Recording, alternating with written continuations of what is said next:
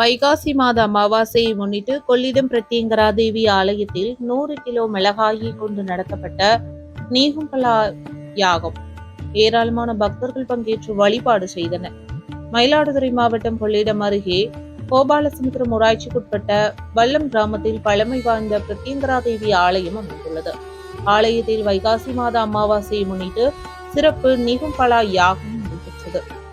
நவக்கிரக ஹோமம், கணபதி ஹோமம், சுதர்சன ஹோமம் உள்ளிட்டவை நடைபெற்றது. தொடர்ந்து பக்தர்கள் அளித்த 100 கிலோ மிளகாவை யாகத்திலிட்டு வேத விற்பனர்கள் மந்திரம் மோத நீகும்பலா யாகம் நடைபெற்றது. இதையடுத்து மகாபுராண ஆகுதி செய்யப்பட்டு பின்னர் மங்கள வாத்தியங்கள் முழங்க படம் புறப்பாடு செய்யப்பட்டு ஆலயத்தை சுற்றி வந்து அம்பாளுக்கு சிறப்பு அபிஷேகம் நடைபெற்றது. மகாதீப ஆராதனையும் காண்பிக்கப்பட்டது. இதில் ஏராளமான பக்தர்கள் பங்கேற்று சுவாமி தரிசனம் செய்தனர்.